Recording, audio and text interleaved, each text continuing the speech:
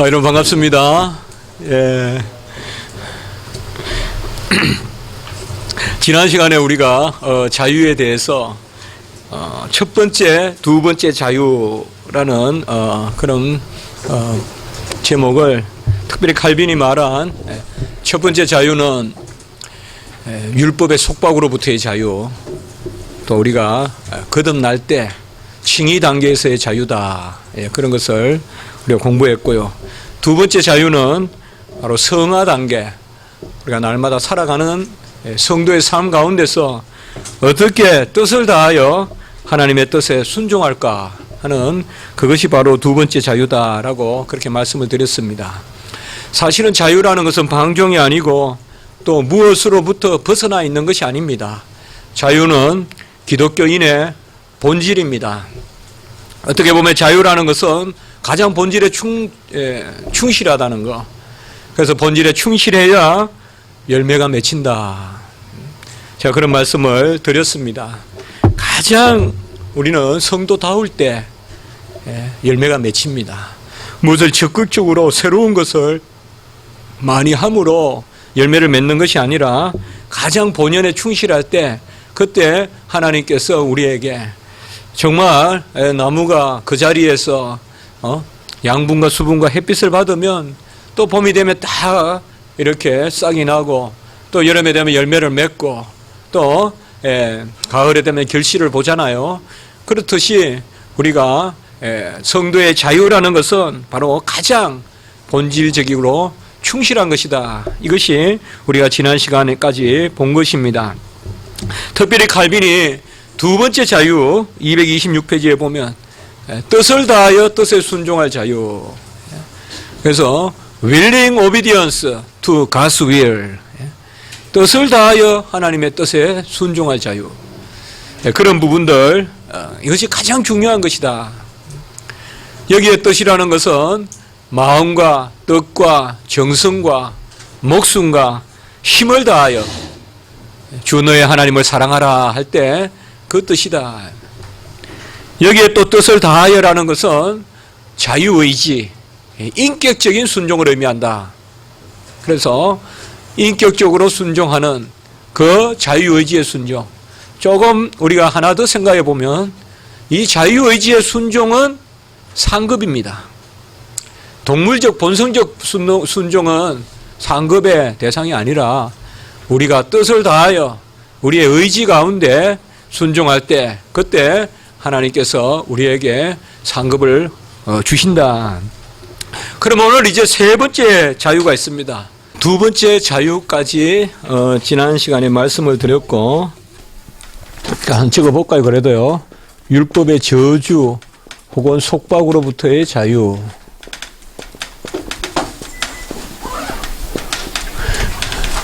사실 율법이 저주가 아니고 율법 자체는 우리에게 생명의 길이죠. 정말 빛이죠. 안내자죠. 그러나 죄가 있기 때문에 우리가 율법을 저주로 여긴다. 그래서 첫 번째 자유는 율법의 저주, 바로 죄로부터 우리가 거듭나는 것. 그러니까 율법의 저주로부터의 자유라는 것은 바로 거듭나는 것. 그래서 이것은 칭의다. 그 다음에 두 번째 자유는 바로 뜻을 다하여 하나님의 뜻에 순종할 자유다. willing obedience. 이거 제가 이렇게 써보는 거예요. to God's will. revealed in the law. 이렇게 한번 써볼 수 있을 것 같아요. 제가 박사 논문 쓸 때 꼭 이렇게 표현했었어요. 하나님의 법에 계시된, 그러니까 율법에 계시된 하나님의 뜻을 다하여 순종하는 것. 이게 두 번째 자유다. 그러면 하나님의 뜻은 어디에 계시되느냐? 이걸 우리가 법이라고 해요. 하나님의 법. 주야로 묵상하는 것. 율례와 규례와 법도. 이게 하나님의 법이죠. 하나님의 법에, 이때 러는 모세에게 주셨던 법만이 아니라 강의의 법. 하나님과 우리 사이 온갖 모든 질서. 그러니까 그 하나님의 법 가운데 계시된 하나님의 뜻을 다한 순종, 이게 바로 자유 개념이잖아요. 뜻을 다한 순종. 이 뜻을 다한다는 것은 이것은 거듭나지 않은 사람은 가질 수 없습니다. 거듭난 사람만이 가지는 거예요. 이 뜻을 다하는 것은 본질적으로. 그래서 첫 번째 자유를 누리는 사람만이 두 번째 자유를 누릴 수 있어요. 그래서 뜻을 다한다. 우리가 하나님 앞에 마음과 뜻과 정성과 힘과 목숨을 다한다. 이거는 성도들의 특권이죠. 거듭나지 않은 사람은 뜻을 다하여 순종한다? 할 수 없어요. 우리가 야구 선수가 힘을 모으는 걸 배우는 거죠. 나는 힘은 있는데 힘을 못 모은다? 그건 실력이 없는 거죠. 사실은 뜻을 모은다는 게 우리의 자격이에요. 이 뜻을 모은다. 이게 이제 바로 뭐예요? 자유의지죠. 그 자유의지를 회복하는 거죠. 그러니까 자유의지를 회복해서 그 자유의지 가운데 하나님의 뜻을 순종하는 것. 이것은 바로 성화 단계다. 그리고 세 번째, 이제 오늘 우리가 살펴볼 이 세 번째 자유는 특별히 구원과 무관한 것들로부터의 자유. 그래서 영어를 쓴 김에 things indifferent to salvation. salvation. 구원으로부터 무관한 것으로의 자유. 지난 시간에 조금 언급은 했습니다. 그래서 첫째 자유가 칭의 단계라면 둘째와 셋째는 성화 단계다. 성화 단계다.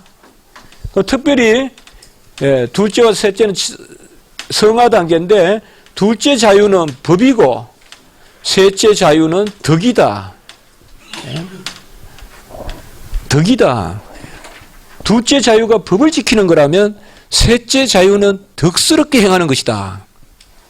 이 두 개를 합해서 우리가 성화다. 그래서 칭의와 성화 과정에서의 이 세 가지 자유, 이것을 바로 이제 기독교인의 자유다. 리베르타스 크리스티아나, 바로 기독교인의 자유. 그러면 첫 두 번째 자유는 봤기 때문에 오늘 세 번째 자유. 우리 자유 없습니다. 정해진 자리가 있어요. 우리 늦게 오신 분은 자유가 없어요. 이 자리예요, 이 자리. 자, 세 번째 자유, 덕. 구원에 무관한 것들, 이걸 특별히 중립적이다. 구원에 중립적이다. 거기 각주 3번에 보면 있습니다. 한번 같이 읽어봅시다. 아디아포라. 이 용어가 이제 헬라어고 또 이걸 그대로 라틴어 개념으로도 쓰는데요. 라틴어로는 특별히 하나 적어봅시다. 메디움 이런 단어입니다. 메디움 중간이라는 뜻이에요. 메디움. 뭐 달리 중간이 아니라 해도 되고 하지 않아도 되는. 그래서 구원과 무관하다. 일단 이게 구원은 우리가 이제 하나님의 영생에 이르는 길, 그것으로부터는 무관하다. 그러니까 해도 되고 해도 하지 않아도 되니까 해야 됩니까? 하지 말아야 됩니까? 해도 되고 또 해도 되고 안 해도 되죠. 그렇죠. 해도 되고 안 해도 되니까 어떨 때 할 것인가, 어떨 때 안 할 것인가, 이것을 덕스럽게 판단하라 이 말이에요. 이제는 법 차원이 아니라 덕의 차원이다 이거예요. 그래서 덕스럽게 하는데 먼저 말씀드리면 여기에서 가장 중요한 개념은 연약한 자를 걸려 넘어지지 않게. 연약한 자를 걸려 넘어지지 않게. 이게 이제 최고의 명제예요. 그래서 세 번째 자유는 뭐냐? 아주 고급스러운 자유예요. 배려하는 자유. 아주 고급스러운. 우리 기독교인의 가장 높은 품격을 보여줄 수 있는 것이 바로 세 번째 자유예요. 법이다 하면서 가슴을 내밀고 배를 내밀고 다니면 되는 게 아니라 덕이다 하면서 고개 숙이면서 다녀야 된다 이 말이에요. 그래서 세 번째가 가장 고급스러운 그런 우리의 기독교인의 자유이다. 일단 텍스트를 우리가 봅시다. 어떤 경건의 의무에도 절대적으로는 매이지 않는 예부적인 사물에 대해서 일단 줄치세요. 예부적인 거예요. 이거는 우리의 심령에 본질적으로 작용하는 그런 규범은 당연히 우리가 쫓아야 되죠. 예부적인 사물에 대해서 행하거나 행하지 않는 것이 자유로운 것입니다. 예컨대 육식을 하는 것이 가능하냐 불가능하냐, 의복은 무엇을 입어야 되느냐, 이런 것들은 사실은 자유입니다. 뭐 좀 짧게 입고 온다고 해서 안 되는 거 아니고, 또 뭐 여름에 좀 길게 코트를 입고 온다고 해서 밍크 코트를 입고 온다고 해서 또 안 되는 것도 아니고, 그러나 중요한 것은 이런 것들은 첫째로 예부적인 것이고, 두 번째 구원에 무관한 것들이다. 자유에 대한 확신이 없다면, 이런 데 대해서 자유에 대한 확신이 없다면 우리는 신앙생활은 전부 여기에 몰두하게 됩니다. 한마디로 비본질적인 것에 대하여 자유가 없으면 본질적인 것에 대한 구속을 받습니다. 비본질적인 것에는 자유함을 누려야 돼요. 그게 본질적인 것에 대한 진정한 몰두하는 방법이에요. 그러니까 본질적인 것을 지키는 방식은 비본질적인 것에 자유를 누려야 된다. 그러므로 이러한 것들에 대해서 무슨 옷을 입을까? 그리고 어떻게 하면 경건할까? 거기 밑에 나오지만은 성찬에 뽀를 쓰는데, 이게 이제 칼빈 시대 때 이야기예요. 어쨌든 하나님께 경건하게 보이려면 더 거친 걸 써야 된다 이거죠. 그래야 좀 가난하게 보이고. 그래서 아마포를 쓰니까, 아마포도 싼 거잖아요. 그러니까 어떤 교회에서는 아마포 쓰면 안 된다, 대마포 쓰라. 그 대마포 쓰는 교회에서는 또 뭐예요? 삼배를 쓰라. 이제 이렇다 이 말이에요. 그러니까 주님께서 사치를 금하라 이랬으니까, 여기 보면 음식을, 예를 들어 포도즙, 술을 금하라. 그 다음에 뭐예요? 그러니까 포도즙을 금하라 이러니까 나중에는 물을 금하고, 나중에는 흙탕물을 마신다 이거예요. 자, 이런 것들은 비본질적인 것으로서 하나님 앞에서 이런 것들에 얽매이면 끝이 없는 거예요, 이게. 끝이 없는 거예요. 그래서 우리가 그 텍스트 조금 또 올라가서, 양심은 한번 올가미에 얽매이면, 그 단어 하나만 적어 봅시다. 라쿠에스 콘스키엔티아의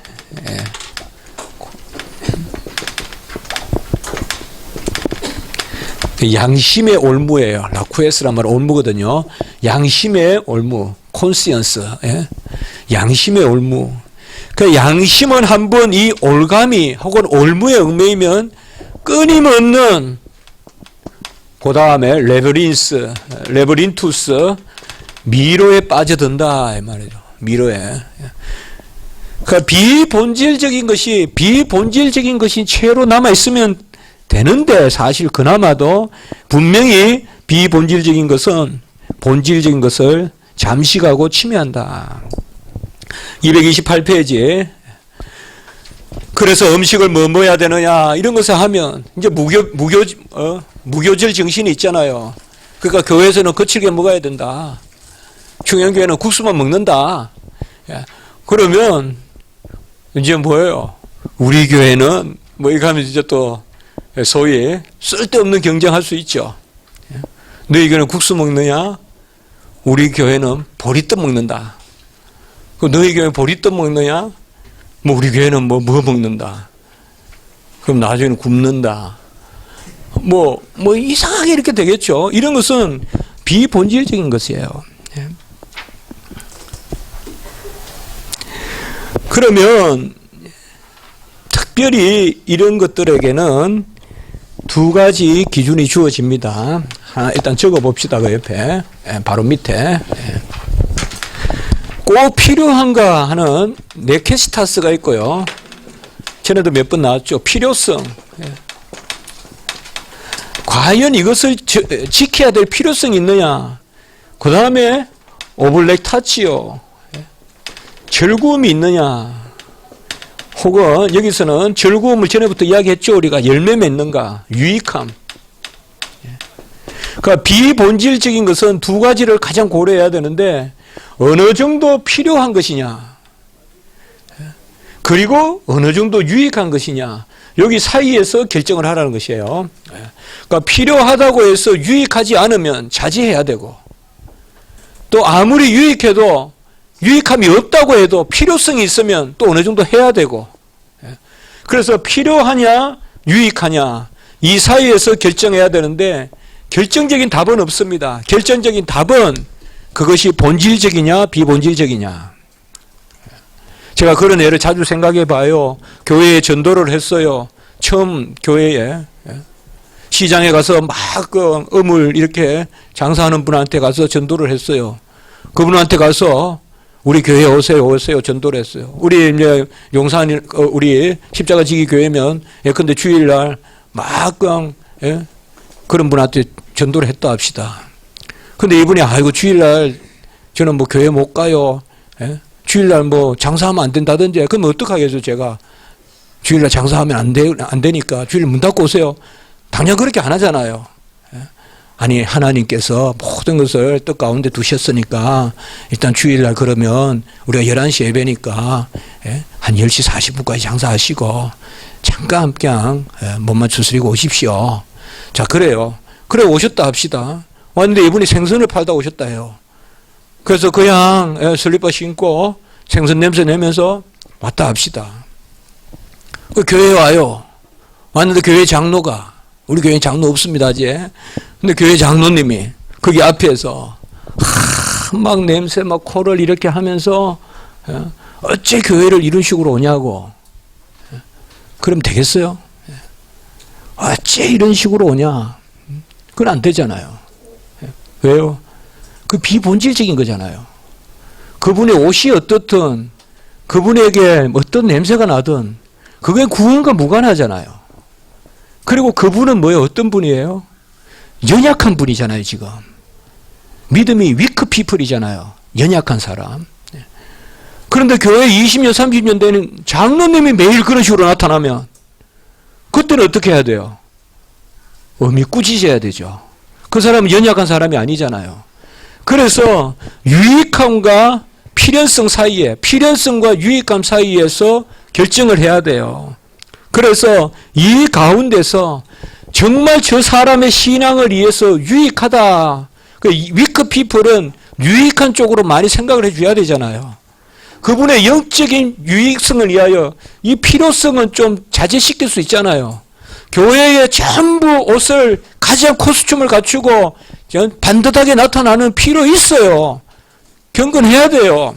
가장 정성스럽게 입어야 돼요. 그러나 이 필요성을 너무 내세워서 유익성을 다 죽일 수는 없잖아요.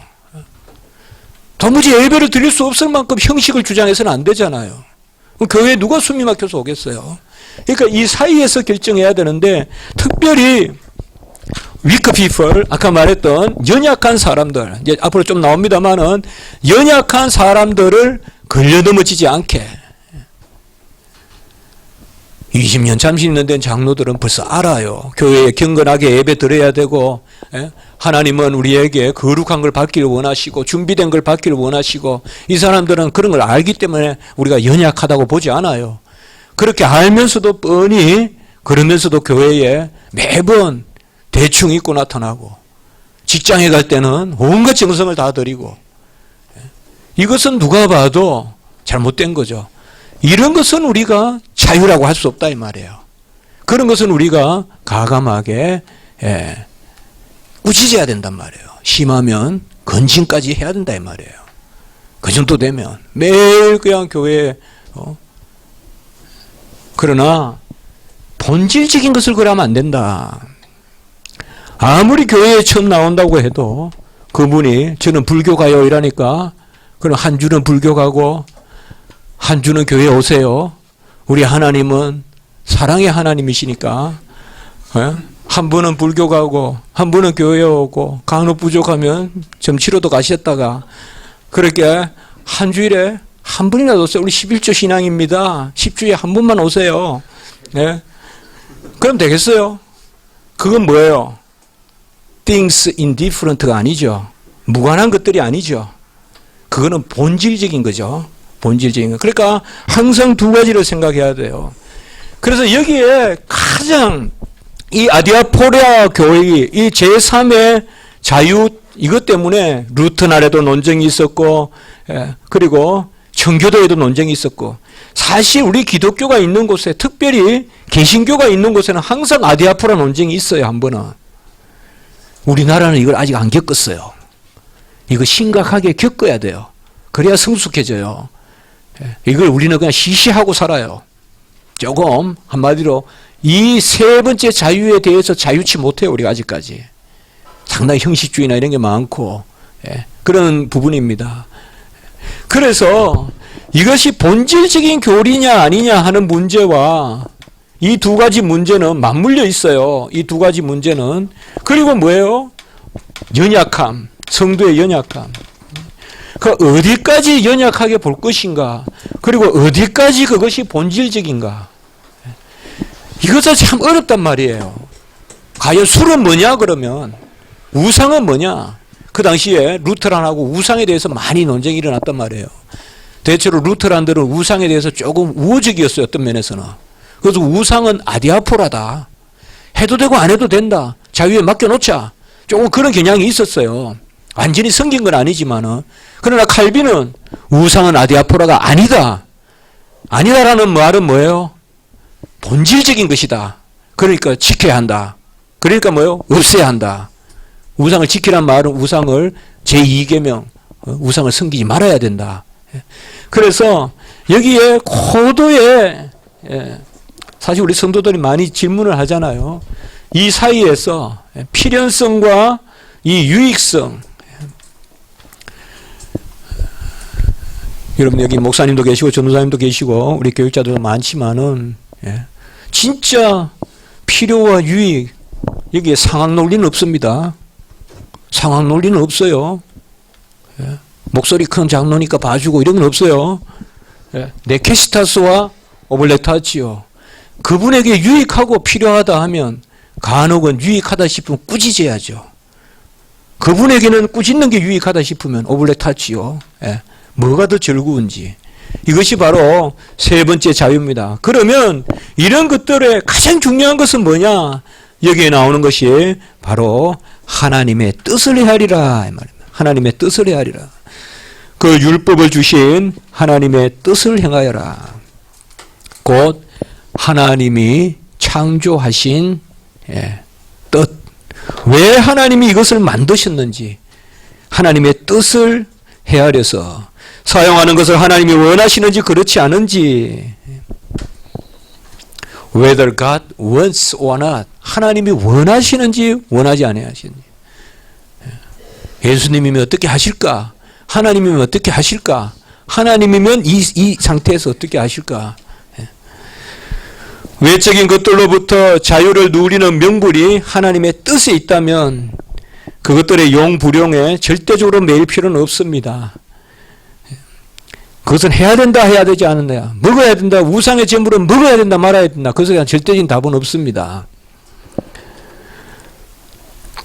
다만 미신적인 편견이 개입될 때는 그 자체도 불결합니다. 그러니까 확정적인 것은 아디아포라를 아디아포라로 안 여기는 것은 불법입니다. 의복의 자유가 없는 것으로 여겨서는 안 됩니다. 그건 분명히 자유가 있습니다. 분명합니다. 그거는 언제든 분명합니다. 그러므로 미신적인 편견을 가지고 봐서는 안 된다. 아이들이 오는 것도 금하고, 직업에 따라 금하고, 연령에 따라 금하고, 이방인이라고 금하고, 인종에 따라 금하고, 연령에 따라 금하고, 성별에 따라 금하고, 직업에 따라 금하고, 누가 주님 앞에 오겠어요, 그러면? 다 쓸데없는 미신적인 잣대를 가지고 가로막지 마라, 이 말이죠. 그런 것들은 열어놔라, 이 말이에요. 하나님의 뜻은 뭐예요? 다 내게로 오라 그랬잖아요. 다 내게로 오라. 특별히 우리는 선택과 유기를 미리 예단해서, 저 사람은 버림받은 사람이니까 저런 사람이 어떻게 교회 다녀? 절대 우리는 그런 분별력을 가질 수 없다 이 말이죠. 다 내게로 오라 했기 때문에 다 초대해야 되고 다 하나님 앞으로 우리가 인도해야 되죠. 그렇게 아디아포라는 이런 깊은 정신이 있는 겁니다. 비본질적인 것을 가지고 하나님의 일에 스텀블링 블록이 되지 말라 이 말이에요. 걸림이 되지 말라는 거예요. 누구가 걸림이라고 손짓하는 내가 걸림이 될 수 있다. 그것이 바로 이 아디아프라의 중요한 부분입니다. 비본질적인 것, 하나님이 허락하신 것을 사람이 어찌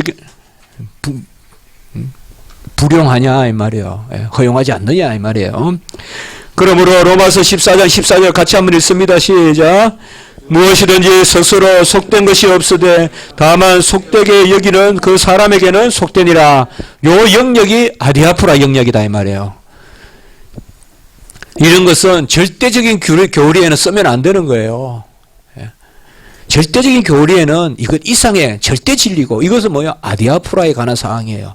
아디아프라에 해당하는 것은 속된 것이 없으니 속되게 여기는 사람에게만 속된 것이다. 그러므로 자기의 옳다는 바로 다른 사람을 정죄하지 말고 믿음을 따라하라. 그래서 여기에 로마서 14장 22절 23절에 내게 있는 믿음을 하나님 앞에 스스로 가지고 있으라. 자기의 옳다는 바로 자기를 정죄하지 아니하는 자가 복이 있도다. 이게 상당히 중요합니다. 자기의 옳다는 바로 자기를 정죄 아니하는 자. 이것을 그 다음에 보면 의심하고 먹는 자는 정죄되었나니 이는 믿음을 따라하지 아니하였음이고 믿음을 따라하지 아니하는 것은 다 죄니라. 이게 로마서 14장 23절입니다. 그러니까 믿음을 따라하지 않는 것은 다 죄다. 여기에 사실 아디아프라의 자유가 있습니다. 아디아프라의 자유, 세 번째 자유는 뭐냐? 믿음을 따라서 행하거나 행하지 말거라. 믿음을 따라서. 섭속에 따라서, 군중 심리에 따라서, 교회 습관에 따라서 행하는 것이 아니라 믿음에 따라서. 그 믿음은 누구의 믿음이냐? 하나님의 뜻을 믿는 믿음이다 이 말이에요. 특별히 뭐예요? 주님을 바라보면 되겠죠. 주님을 바라보면서 하나님의 뜻을. 여기에 아디아프라의 핵심이 있습니다. 그래서 여러분들 믿음 가운데 자유 같이 합시다. 믿음 가운데 자유. 그렇게 방종 어떤 내 추상적인 사변이나 내 윤리관이나 이런 것에 대한 자유 아니에요.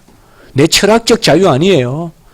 철저히 영적인 하나님의 말씀을 믿는 가운데서의 자유. 예컨대 하나님 우리에게 맡겨준 의식들은 그 용법에 따라 끄리낌 없이 행하면 됩니다. 이런 것은 바로 덕을 세우는 데 유익해야 됩니다. 이게 건덕이죠. 건덕. 덕을 세운다 이 말이죠. 아이디피카치오, 에디피케이션. 같이 해봅시다. 아이디피카치오. 상당히 중요한 개념이죠. 에디피케이션. 건덕. 간혹은 교육이라고도 번역이 돼요. 그럼 우리는 건덕, 덕을 세우는데 유익해야 된다. 거기 디모데전서 4장 4절 5절 우리가 잘 아는 거지만 옆에 그래도 좀 마크 해놓읍시다. 하나님이 지으신 모든 것이 선함에 감사함으로 받으면 버릴 것이 없고 말씀과 기도로 거룩하여진다. 우리가 말씀과 기도로 거룩해진다 이러면요 화채슬 같이 되는 게 아니죠.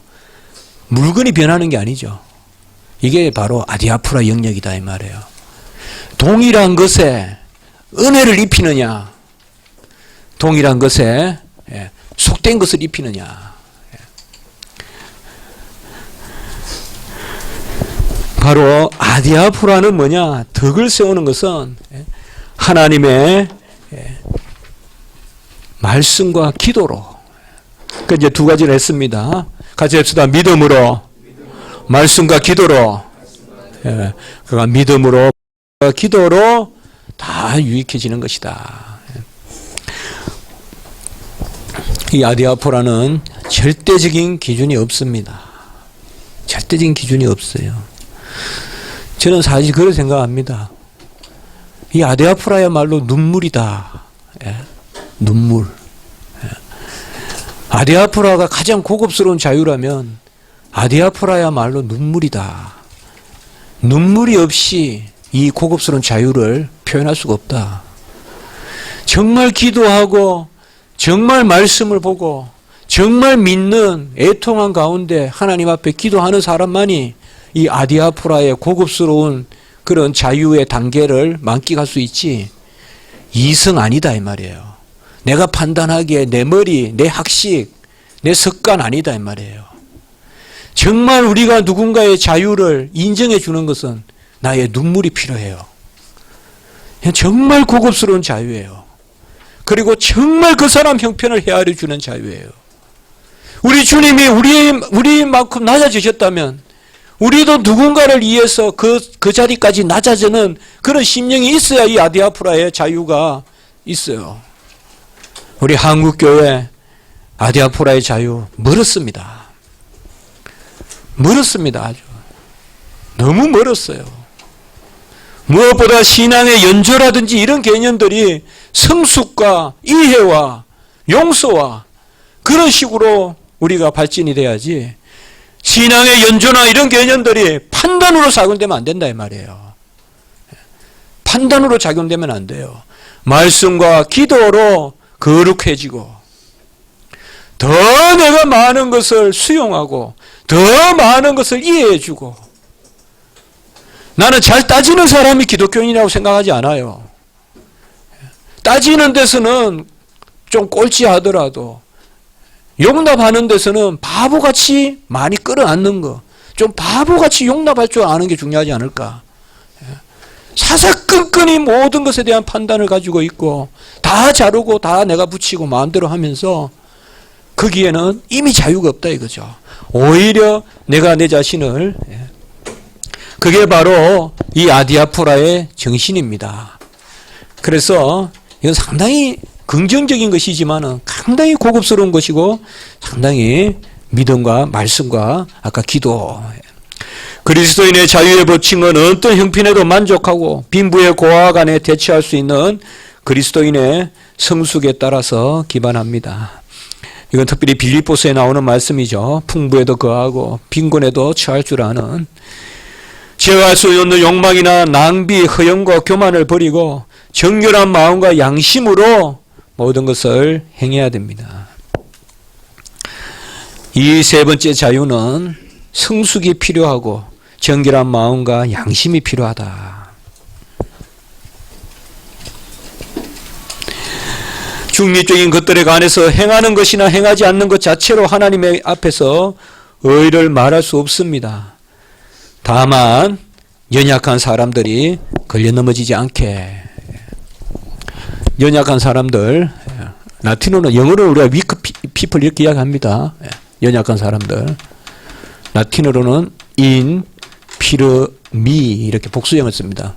infirmity, infirm, 확고하지 못한, 그 복수형 infirmi라면 연약한 사람들, 연약한 사람들이 걸려 넘어지지 않게 해야 한다.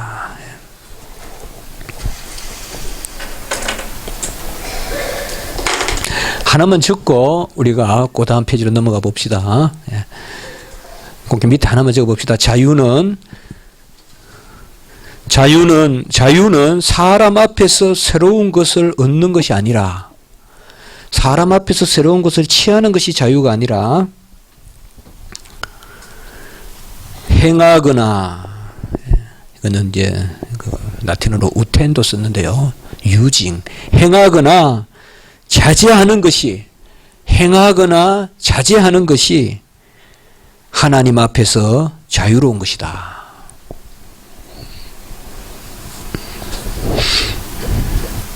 제가 어제 설교에 그런 말씀을 드렸어요. 엘리야에 대한 말씀을 나누면서, 엘리야와 바알 사이에 전쟁이잖아요, 일종의.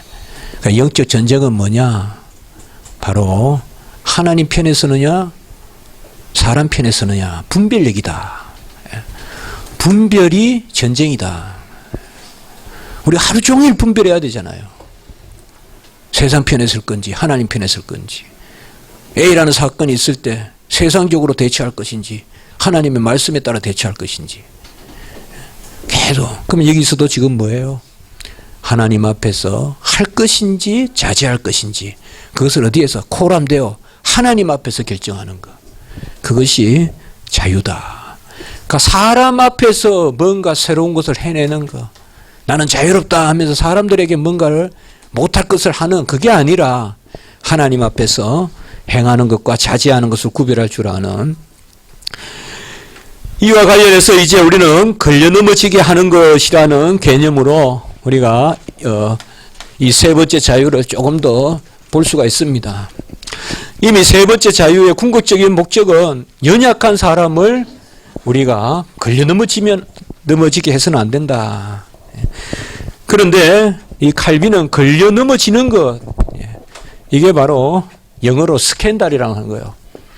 스캔들, 걸려 넘어지게 하는 것. 라틴어로는 스칸달룸. 오늘날 쓰는 그런 스캔들하고 좀 다른 뜻이에요. 오늘날은 뭐 스캔들이라면 이제 주로 뭐 어떻게 신문에 나오는 이야기 그런 건데, 여기서 말하는 스캔들은 바로 크게 보면 위법, 불법 뭐 그런 뜻인데, 구체적으로 보면 걸려 넘어지게 하는 것. 자, 일단 그 밑에 한번 봅시다. 우리가 각주 4번에 이 걸려 넘어지게 하는 것이라는 또 라틴어로는 스칸달룸이라는 뜻도 있고요, 오펜디쿨룸이라는 뜻도 있다. 거기 하나만 더 적읍시다. 라틴어요. 오펜시오라는 단어도 있습니다. 우리가 오펜스라면 뭐예요? 위반이잖아요. 위반. 오펜스 파울 뭐 그러니까 그건 공격이란 뜻이지만 오펜스가 본래 위반이잖아요. 위반이라는 뜻이 있잖아요. 그래서 스칸달룸, 그 다음에 오펜시오, 그 다음에 오펜디큘룸 이런 말 다 씁니다. 뭐 언어 자체보다도 이게 워낙 많이 나오는 단어니까 우리가 한번 참조로 일단. 그럼 이 걸려 넘어지게 하는 것은 두 가지가 있어요. 그러니까 여기에 정말 번역이 상당히 어려운데요. 제가 쉽게 그냥 제가 이렇게 번역했어요. 거기 한번 봅시다. 셋째 줄에 첫 번째는 걸려 넘어지게 당하는 것. 두 번째는 마지막 줄에 다음 페이지에 가보시면요, 230페이지 셋째 줄, 스스로 걸려 넘어지게 하는 것. 그래서 걸려 넘어지는 것은 두 가지가 있어요. 첫 번째는 연약한 사람이 이 아디아포라에 대한 영역에서 다른 사람들의 어떤 경박함이나 이런 것 때문에 걸려 넘어지는 것. 이것은 우리가 막아야 되죠. 첫 번째, 이런 것을 바로 걸려 넘어지게 당하는 것. 그러니까 연약한 사람에게 아까도 말씀드렸듯이 막 쓸데없는 것을 강요한다든지 해서, 이것을 영어로는 우리가 offense given 이렇게 이야기해요. offense, 영어로 offense given, 주어진 바로 걸려 넘어짐, 주어진 걸려 넘어짐, 그렇게 해석하는데요. 뜻만 아시면 됩니다, 여러분들께서. 그 다음에 아까 저기 230페이지 셋째 줄에 나오는 것은 offense accepted, 그래서 받아들여진 그런 걸려 넘어지는 것.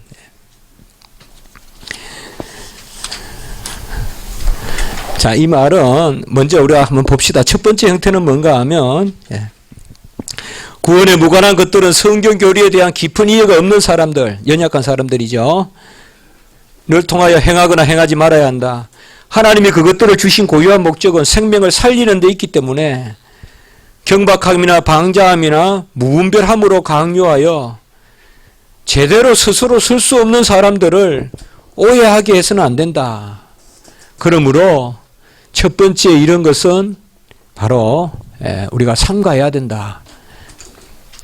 그 믿음이 연약한 사람들에게 그 밑에 보면 믿음이 연약한 자를 받으라 이렇게 이야기했죠. 로마서 14장 1절에 믿음이 연약한 사람을 용납해라, 받으라. 그리고 뭐예요? 로마서 14장 3절에 보면 형제들에게 부딪힐 것을 두지 말라. 이런 것도 전부 연약한 사람들이에요. 아직 연약한데 부딪힐 것을 두지 마라. 아직 신앙이 잘 기독교의 기본 교리나 이런 것에 대해서 충분히 성숙함이 없는데 너무 경건 이런 것을 예형적으로 가장 옷을 잘 입고 와야 돼요. 계속 그렇게 이야기하면 기독교는 옷을 잘 입어야 구원받는구나. 옷 입는데 구원이 있는갑다. 그럴 수 있죠. 실제로 그럴 수 있거든요. 우리가 연약한 사람들은. 그렇기 때문에 연약한 사람은 특별히 고린도전서 8장 9절 한번 읽어봅시다. 시작. 그런즉 너희의 자유가 믿음이 약한 자들에게 걸려 넘어지게 하는 것이 되지 않도록 하라. 여기에 걸려 넘어지는 것. 이것이 바로 연약한 사람들에게 걸려 넘어지게 하는 것을 금하라. 그러니까 이것은 아주 고급스러운 자유를 가지고 연약한 사람들에게 걸려 넘어지지 않도록 해라. 오히려 믿음이 연약한 사람들의 약점을 감당하고 선을 행함으로 그들을 세우도록, 다시 적으면 건덕, 그들을 세우도록 해야 한다. 자유하나 서로 종노릇함으로, 이거죠. 옷에 대해서 자유하죠. 우리 동네에 전부 가난해요. 전부 옷 입기도 힘들어요. 근데 나 혼자 그냥 부유한 옷 입고 다닐 수도 있죠. 그러나 여기 사랑으로 종노릇함으로 섬김으로 누구에게나 거치는 자가 되어서는 안 된다. 그게 고린도전서 10장 29절에 여러분들 꼭 한번 찾아보세요. 양심은 너희의 것이 아니요 남의 것이니, 이렇게 있어요. 성경 말씀에. 양심은 너희를 위하여 있는 게 아니라 남을 위해서 있어요. 휴지 안 버리는 거 나를 위해서 있는 양심 아니라 남을 섬기라고 하나님이 내 안에 양심을 주셨어요. 성경 말씀에 고린도전서 10장 29절, 양심은 너희의 것이 아니요 남의 것이니. 이걸 제가 한번 정리해 볼게요. 첫 번째 자유. 제가 이렇게 한번 정리해 봤어요. 부적절하게 경박함으로, 방종함으로, 무모함으로. 불법은 아니에요. 불법은 아니에요. 그러나 덕스럽지 못해요.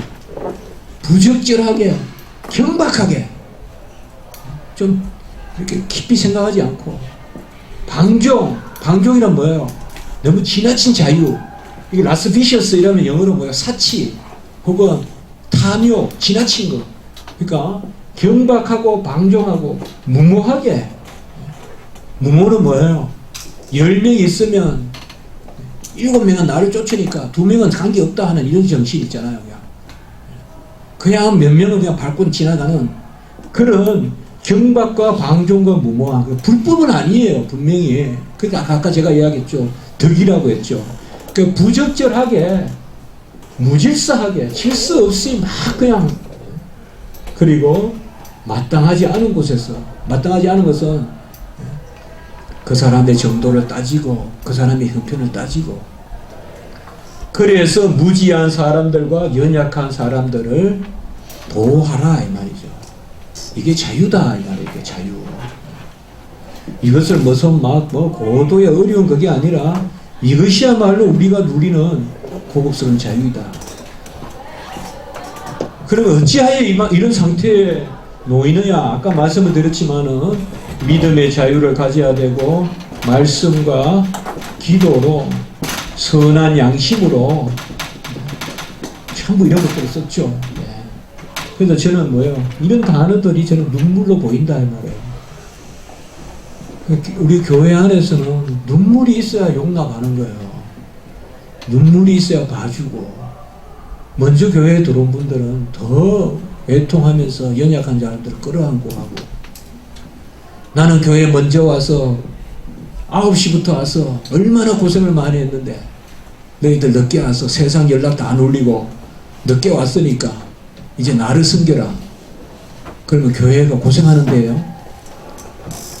교회는 먼저 온 사람이 더 누린 곳 아니에요. 9시 포도원에 온 사람이 오히려 덜 받아도 돼야 되는 거 아니에요? 어떻게 보면 더 주의 집에 먼저 왔으니까 더 감사해서 우리 마음은 그래야 되는 거 아니에요? 나는 일찍 포도원에 와서 주님과 함께 더불어 몰래 따먹기도 하고 포도밭을 누렸기 때문에 나는 오히려 더 기뻐해야 되는 거 아니에요? 늦게 온 사람이 그 참혹한 세상에서 살다가 늦게 왔으니까 우리가 더 사랑해야 되는 거 아니에요? 그거죠. 이것이 바로 첫 번째 형태에 걸려 넘어지는 것이요. 두 번째 형태는 뭔가 하면, 두 번째는 그렇게 쓸 필요가 없어요. 이 두 번째는 그 밑에 바로 바리새인들에 걸려 넘어지는 것이라고 했어요. 그래서 파리세이 아룸 이렇게 해서 바리새인들에 걸려 넘어지는 거. 바리세이 아룸, 세이 아룸, 맞습니다. 바리세이 아룸. 그 바리새인들은 뭐냐? 이거하고 다르죠. 이들은 스스로 걸려 넘어지는 자들이죠. 자기들이 연약해서 걸려 넘어지는 것이 아니라 자기들이 그냥 괜히 율법을 만들어서 고치고 자기들이 좋은 대로. 일단 바리새인 교만은 좀 읽고 또 한번 봅시다. 그 밑에 보세요. 두 번째 형태는 바리새인적인 교만에서 비롯되는 불법이다. 이는 구원과 무관한 것들을 주신 하나님의 목적을 이해하고 있음에도 불구하고 그것들을 행하여 경건의 진보를 이루기다 보다 사악하게 회피함으로 올무에 빠지는 거예요. 자기가 자기 올무에 빠지는 거예요. 자기가 자기 올무에 빠지는 거예요. 사악하게. 그래서 이것을 스스로 걸려 넘어지게 하는 것이다. 여기는 따로 안 적어도 됩니다. 사실은 이 그리스도인의 자유 세 번째 형태는 아까 말했던 연약한 사람들을 위한 걸려 넘어지는 것, 그것만 조심하면 됩니다. 그것이 중점적입니다. 그러면 우리가 어떻게 해야 될까요? 그 밑에 연약한 자들에게는 목적을 생각해야 돼요. 하나님이 그 규범을 주신 궁극적인 목적이 뭐냐? 사실은 무교병을 왜 명령하셨을까요? 무교병이 목적이 아니잖아요. 구원의 하나님을 생각하라는 것이고 하나님의 은혜 가운데 너희들이 살아났다는 것을 기념하라는 것이잖아요. 결국 믿으라는 건 아니에요. 하나님 백성 되라는 거 아니에요. 한마디로. 그게 유월절 정신 아니겠어요? 그러면 뭐예요? 궁극적인 목적을 생각하는 거. 연약한 사람들에게는 궁극적인 목적을 생각하라. 그러면 바리새인들에 걸려 넘어지는 것은 뭐예요? 규범 자체를 생각하라.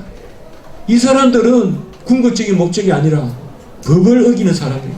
알면서도 어기는 사람인데 이 사람들은 더 강하게 잣대를 갖다 대야죠.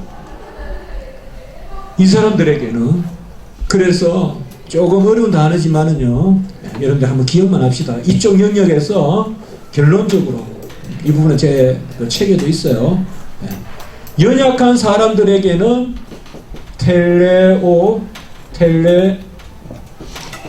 로지컬리 한 목적적으로 해라.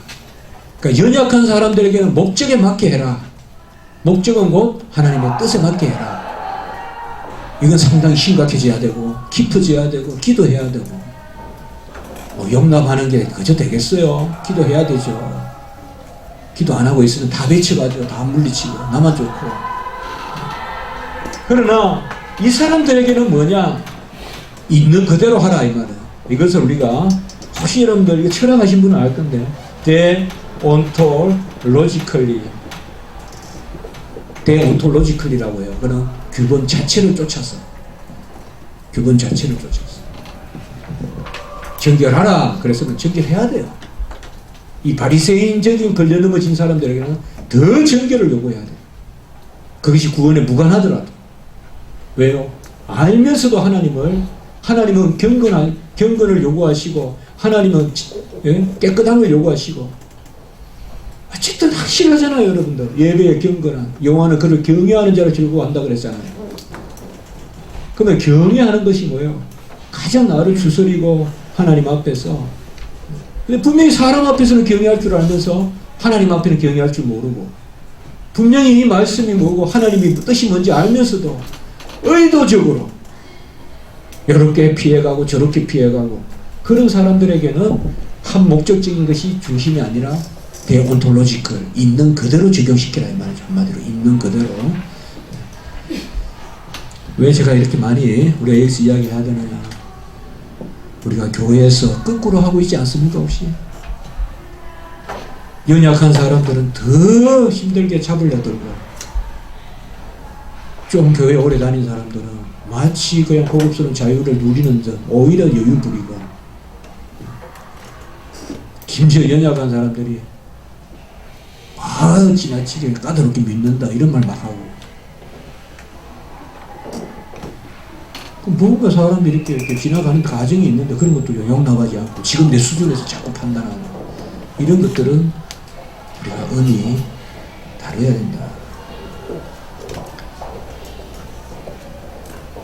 우리 전도사님들 그냥 당회장 되시려면,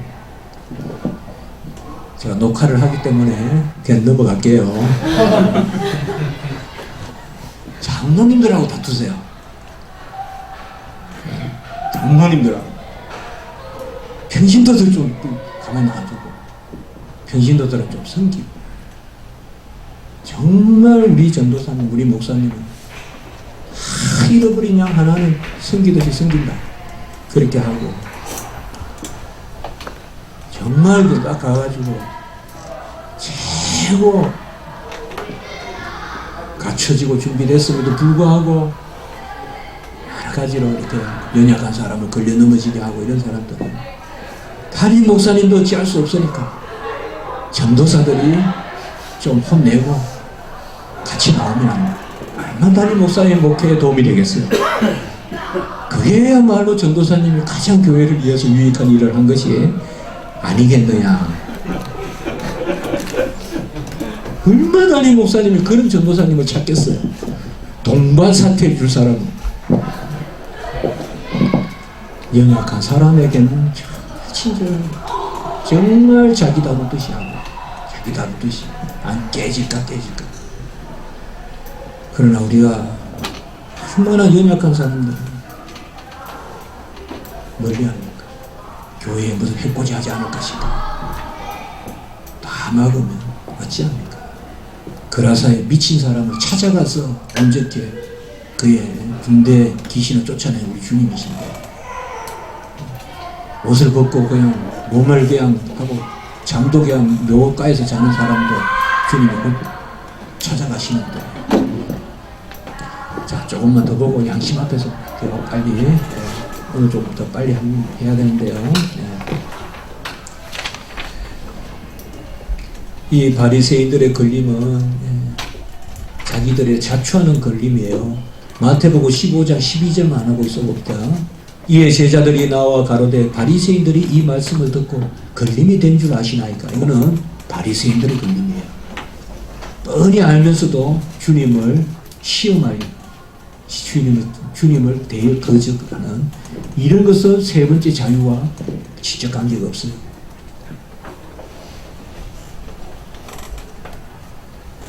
성도는 사랑을 추구하되, 그게 보면 마태복음 15장 14절도 하나만 적어봅시다. 마태복음 15장 14절. 그냥 주라. 그들은 맹인이 되어 맹인을 인도하는 자로다. 이 바리새인들의 걸려 넘어지는 거 그냥 두라. 그들은 그렇게 심각하게 아디아프라의 정신으로 접근할 필요가 없다. 제자들이나 어린 귀신 들린 사람도 찾아가는데 이 바리새인들 그냥 두라. 그들은 스스로 걸려 넘어진다. 성도는 사람을 추구하되 이웃의 덕을 세우는 데 유의해야 합니다. 자유 하나 스스로 매임이 이를 위한 것입니다. 그래도 고린도전서 9장 19절 22절 사도 바울은 어떤 목회자로서 혹은 선교사로서 가장 득스러운 이야기를 하고 있죠. 더 많은 사람을 얻고자 종이 되었다. 이것도 아디아프라의 정신이에요. 헬라 사람들에게는 헬라에 맞추어, 유대인들에게는 유대인에게 맞추어, 비본질적인 것은 맞추어 주겠다 이거죠. 쓸데없는 거 가지고 사사건건해 가지고 싸우고 부딪히고 성격 때문에 다투고 생활 패턴 때문에 다투고 그런 거 안 하겠다 이거죠. 헬라인에게는 헬라의 종이 되고, 히브리에게는 히브리의 종이, 이방인에게는 이방인의 종이 되고, 히브리에게는 히브리의 종이 되고. 그리고 갈라디아서 거기 2장 3절에서 5절은 뭡니까? 디모데에게는 할례를 행하고 디도에게는 할례를 행하지 않았죠. 이런 것도 덕스럽게 한 것이다.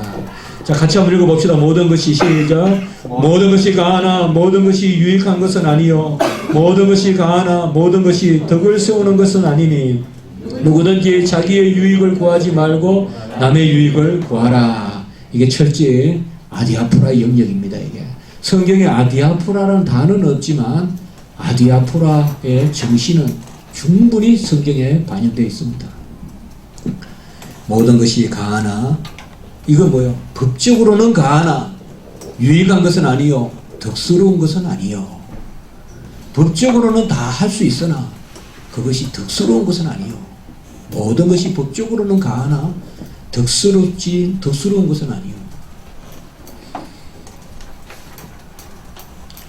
오늘날 우리 기독교가 이 덕을 잃어버리지 않았는지, 특별히 앞에 리더하시는 분들이 그렇게 많은 사람들이 애통하고 우려해도 법만 안 어기면 누구도 하나 사퇴하는 사람 없고 누구도 하나 물려서 보는 사람 없고 그렇게 지탄을 받으면서도 법으로만 오르면 오른 줄 알고 그건 아니죠. 아무리 법이 오라도 유익하지 않고 덕스럽지 않으면 자중해야죠. 모든 것을 사랑으로 하되 사랑의 이름으로 하나님의 진리를 거스를 수는 없습니다. 이것이 중요합니다. 여기 진리는 뭐예요? 근본교리겠죠. 하나님은 한 분이시다. 예수님은 유일한 구세주시다. 오직 믿음으로 구원에 이른다. 이런 것들은 아디아포라가 아니에요. 이런 것들은 믿음이 연약하다고 해서 타협하면 안 돼요. 믿음이 연약하다고 해서 아까 말씀과 같이 제가 조금 쉽게 말씀드렸지만 그런 진리까지 타협하면 안 돼요. 그거는 하나님의 성령의 역사를 거슬리는 거예요. 저 사람이 알아듣기 쉽게 한다고 해서 뭐 근본 교리를 가지고 그거는 절대 우리 영역 아닙니다. 우리는 있는 그대로 지내야 돼요. 근본 교리는 그거예요. 그러니까 자, 우리의 자유는 사랑 아래 종속되어야 한다. 마찬가지로 사랑 자체는 믿음의 순수성 아래 종속되어야 한다. 얼마나 멋있습니까? 자유는 사랑, 이게 아디아포라겠죠. 그러나 아디아포라는 또 어디? 믿음의 순수함, 진리. 그 자유가 아무리 사랑에 자유가 종속되어야 한다고 해도 그 사랑은 진리를 떠난 사랑이 아니다. 전에 우리가 했죠. 사랑의 시작은 진리다. 그러므로 연약한 자들을 언제든지 연약한 채로 두고 그저 사랑하고자 하지 말며, 그러면 연약하니까 그러면 그대로 두느냐? 그건 아니죠. 교리에 젖을 먹여. 고린도전서 3장 2절 내가 너희를 젖으로 먹이고 밥으로 아니하였노니 이는 너희가 감당하지 못하였음이니 지금도 못하리라. 그래서 젖을 먹여서 길러라. 아디아포라의 정신은 지금 단계에서는 용납하되 영구히 그 단계로 용납하는 단계 그냥 두지 말고 그 사람들에게 젖을 먹여서 점점 자라게 하라. 자, 10분만 체크하고 우리 여기 좀 쉬겠습니다. 뒤에 한번 보겠습니다. 79 명문선 79 347페이지에 꾸아마드 모든 에님 카리타티 스위킨다 에스더 노스트라 리베르타스 이따 수브 피데이 퓨리타테 subsidiare vicissim caritas ipsa debet. 구하드 보den이란 무슨 방식으로 카리타티 스위켄다 사랑에 복종하는 방식으로 노스트라 리베르타스 우리의 자유가 있다. 우리의 자유는 사랑에 복종함으로 있다. 이타 그렇듯이 수브 피데이 퓨리타테 믿음의 순수함 아래에 subsidiare vicissim 이제 비키숨은 이번 차례에 그러니까 이제는 카리타스 입사 데베트 사랑 자체가 믿음의 순수성 아래에 복종해야 한다. 그러니까 중요합니다. 아디아포라는 제가 그래서 신앙의 가장 성숙함, 가장 고귀함을 이야기한다고 했죠. 그래서 우리의 자유는 사랑 가운데 우리의 사랑은 믿음의 순수성 가운데 이것이 바로 아디아프라의 정신입니다. 자, 어쨌든 우리 아까 아디아프라 참 중요한 이야기입니다. 우리가 너무 제도적으로 아디아프라를 접근하지 말고 인격적으로 이런 교리를 우리가 배웠으니까 항상 한 번 더 생각해 보고 정말 근본 교리는 우리가 생명을 내놓더라도 지켜야 되지만 그렇지 않은 것에 대해서는 한없이 좀 우리가 젠틀하고 양보하고 그렇게 돼야 되지 않겠습니까? 그걸 거꾸로 되면 안 된다 이 말이죠. 정말 근본 교리에 대해서 쉽게 타협하고 눈에 안 보이는 거니까 타협하고 본래 근본 교리는 눈에 안 보이잖아요. 우리나라는 신사참배라는 그런 쓰라린 추억도 쓰라린 그런 우리 기억이 있잖아요. 안 보이니까 오히려 근본 교리는 안 보이니까 오히려 타협하는 경향이 있고 아디아프라는 주로 보이고 먹고 입고 하는 거니까 더 따지고 그러면 안 된다 이 말이에요. 눈에 보이고 이런 것은 더 양보하고 오히려 안 보이는 그래서 정말 심오한 것에 대해서 일체 양보도 없고 그러면서도 이 세상에 살아가는 이런 데 대해서 항상 주의 종들이나 주의 우리 백성들은 정말 시장이나 이런 데 가도 친절하고 더 깍듯하게 하고 오히려 권위자 앞에서는 똑바로 말을 하더라도 연약한 사람들 앞에 가서는 더 깍듯하고 막 그런 거 있잖아요. 내 부모 대하듯이 하고 그렇게 그런 것들이 우리 기독교인들의 그런 고급스러운 교양 아닐까. 자, 이제 양심이라는 부분이 남아 있습니다. 그리스도인의 자유에서 사실은 이 칼빈은 양심을 기독교 강요 마지막 부분에서도 다루는데요. 왜 양심이 이렇게 여기에 있을까요? 물론 이제 우리는 세 가지 자유를 다 했고요. 무엇보다도 이 양심이 세 가지 자유와 직접적인 연관이 되는 것은 아니지만 굳이 그래도 따진다면 세 번째 용법과 가장 관계가 됩니다. 아까 이야기했던 아디아프라 그 부분과 가장 관계가 많이 됩니다. 벌써 우리는 선한 양심 그런 말씀을 우리가 말씀을 드렸죠. 그 수네이데시스 헬라어로는 수네이데시스 그게 양심이거든요.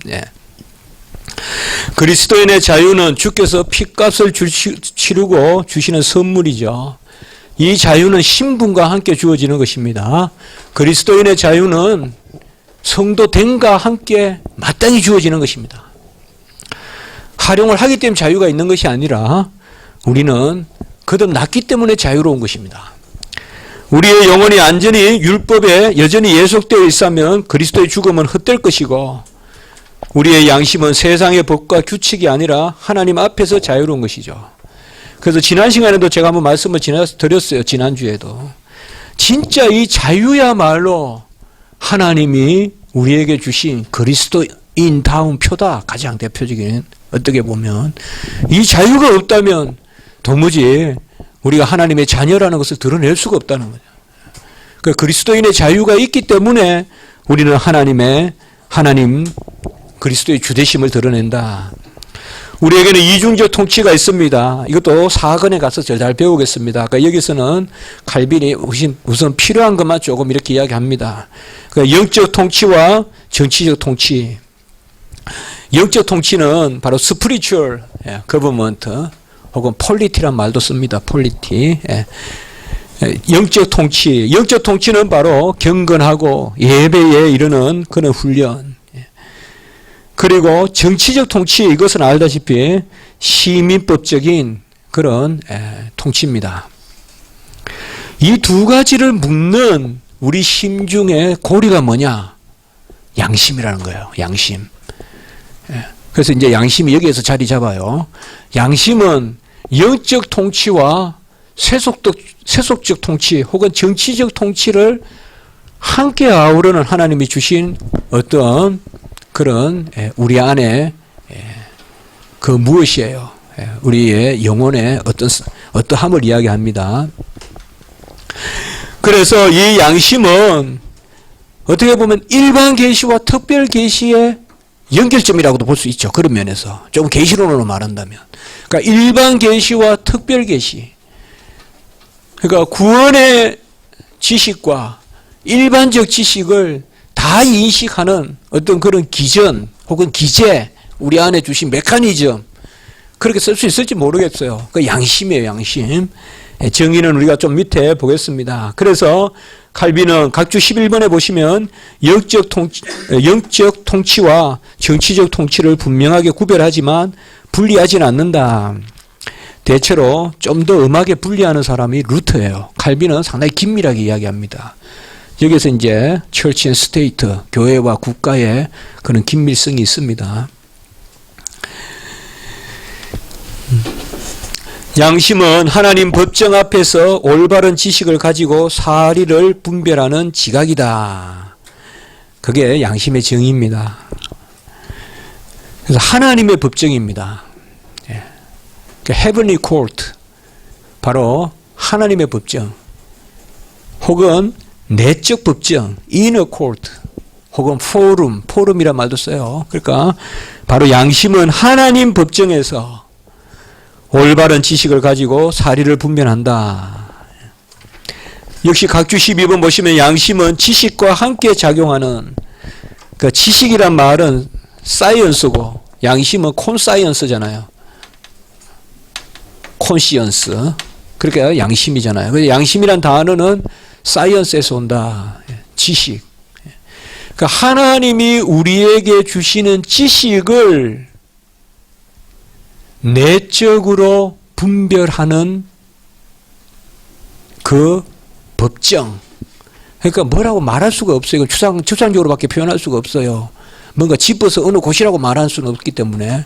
그래서 하나님이 우리에게 주시는 지식을 분별하는 어떤 지각, 거기에 이 12제는 그렇게 각주 12 했죠.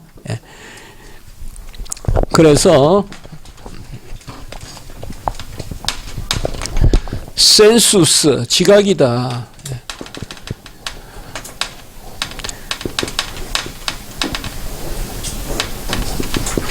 유디키,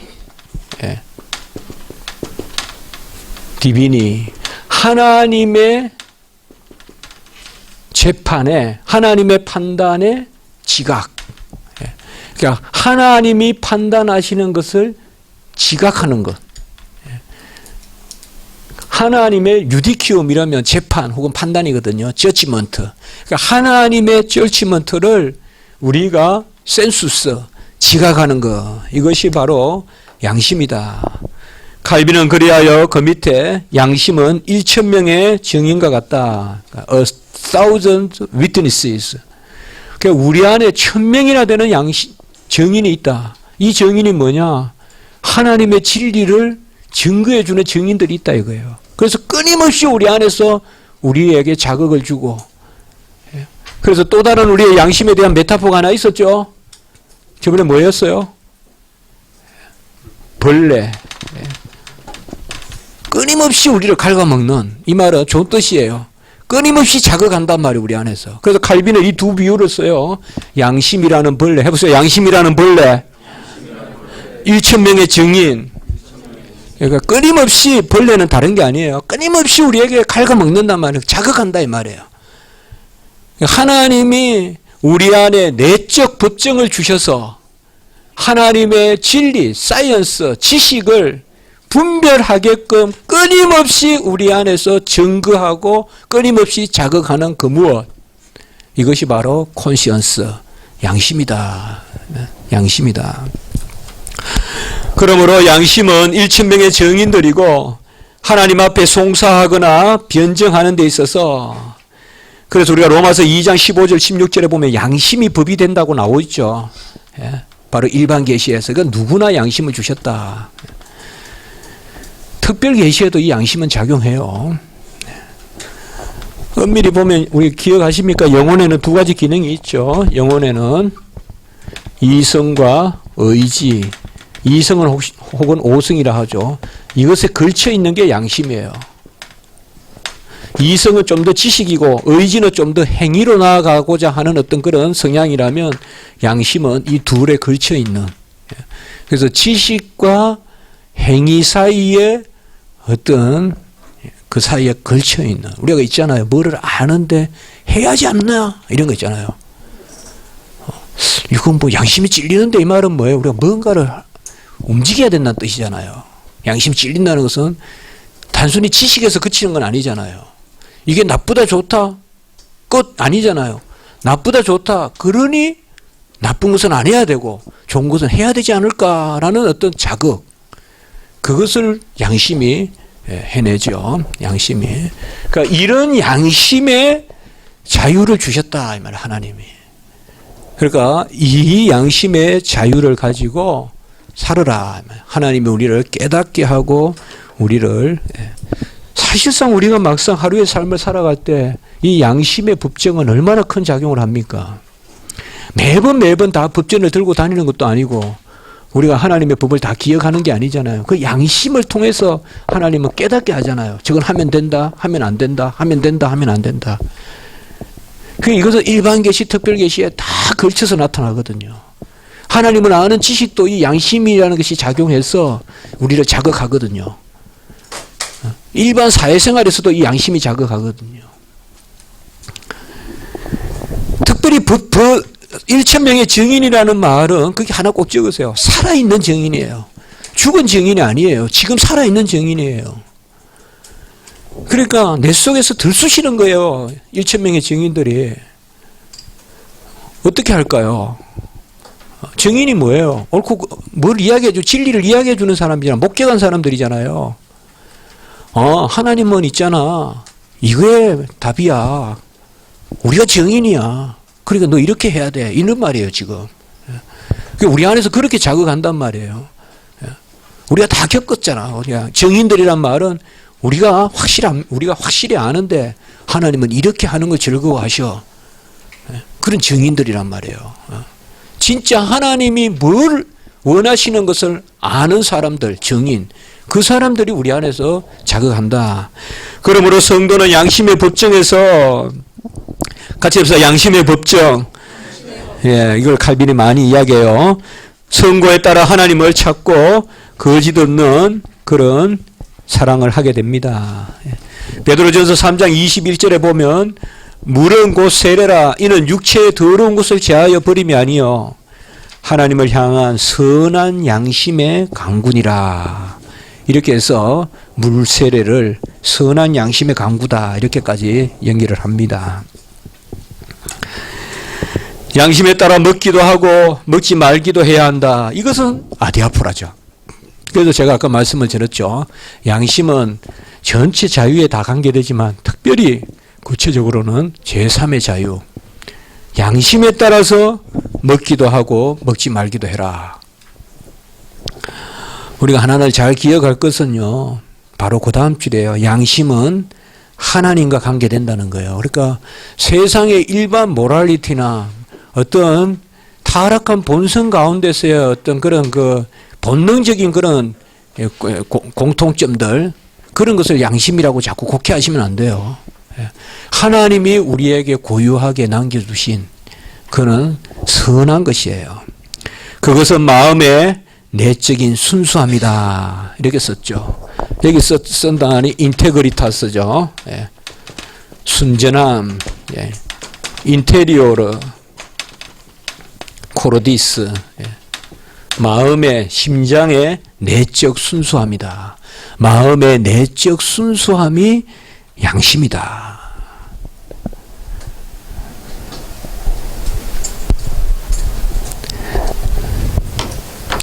마음은 하나님 앞에서 영적인 자유를 누리고 그것이 정치적 자유를 무한히 누리는 것을 의미하는 것은 아니다.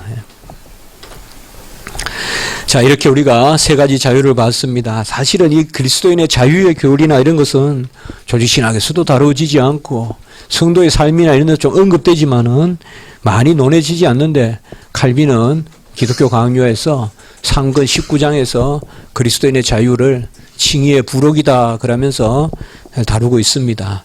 사실 이렇게 많은 시간을 제가 쓸 생각이 없었는데 어쨌든 상당히 중요한 그런 교리고, 그리스도의 이 자유 교리는 성도의 삶에 직접적으로 관계가 되는 기준이 되는 그런 교리입니다. 이제 남은 시간 동안 기도에 대해서 우리가 좀 보겠습니다. 기도는 믿음의 훈련이다 이렇게 썼습니다. 훈련이 뭘까요? 훈련은 저는 종합이라고 생각합니다. 종합. 이렇게 지식, 의지 이런 것들을 다 모아서 그것을 전체적으로 활용하게끔 하는 것. 그게 훈련이다. 그러면 기도가 믿음의 훈련이다 이라면 우리가 믿음에 관한 지식적인 요소도 있었고 또 신분적인 요소도 있었고 이런 모든 것들이 기도 안에서 종합적으로 발현된다. 드러난다. 기도는 뭐예요? 사실은 간단한 게 아니잖아요. 기도는 정말 음악으로 말하면 오페라예요. 저는 그렇게 생각해요. 기도는 오페라와 같은 거예요. 하나님을 아는 지식이 없이 어떻게 기도합니까? 그 계시론이죠. 그리고 나의 나된 것을 모르면 어떻게 기도합니까? 회개가 없는 기도가 어찌 가능합니까? 이 인간론이죠. 그리고 그리스도의 공로에 의지하지 않고 어떻게 기도합니까? 기독론이죠. 그 공로가 나의 것이고 나를 자녀 삼아 주었다고 양자 삼았다는 그 하나님의 영에 대한 감사가 없이 어떻게 기도합니까? 구원론이죠. 기도는 우리의 기도죠. 여기서 우리는 뭐예요? 교회를 의미하죠. 믿는 사람들. 우리가 우리에게 죄 지은 자를 사하여 준 것 같이. 그러면 교회로는 기도죠.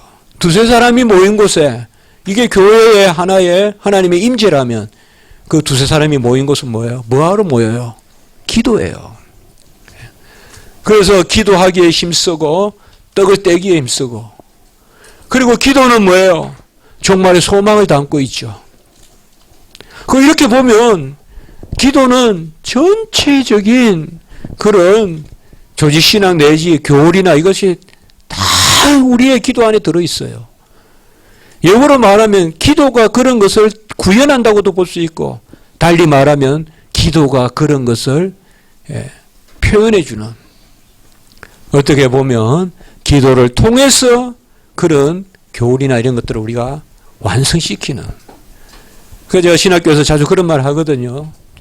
조직신학교 주제가 있는 기도를 해라.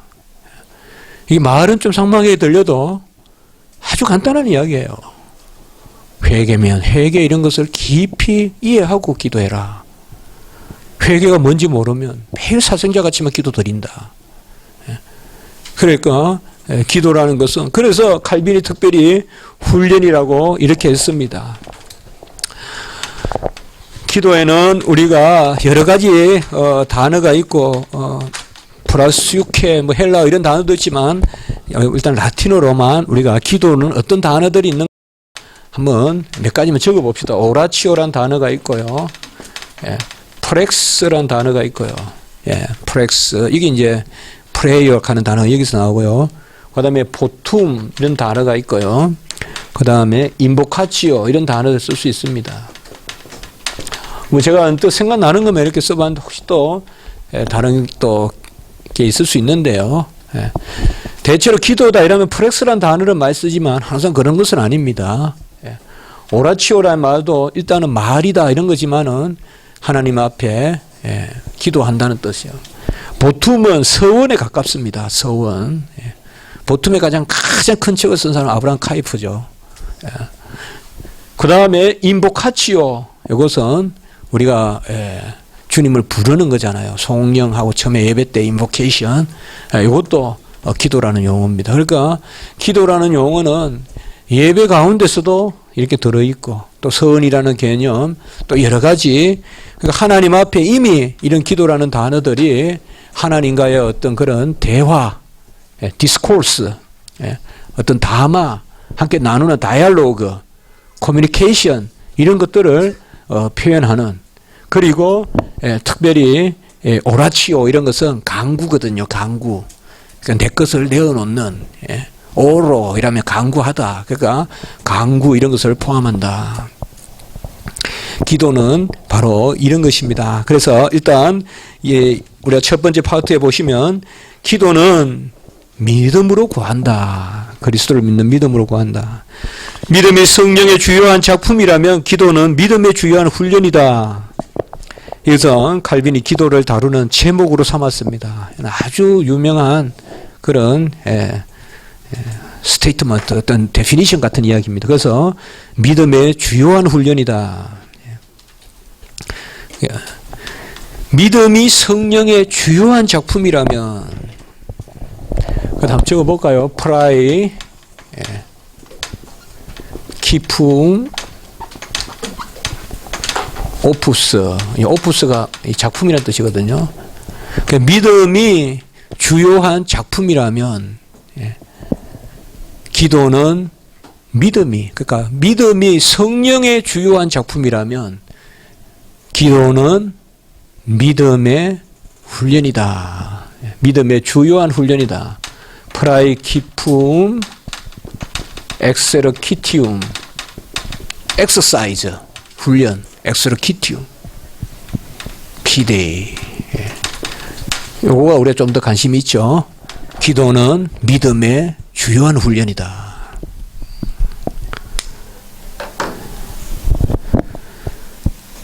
어쨌든 우리가 다 알지 않습니까, 여러분들? 기도 없이 신앙 못합니다.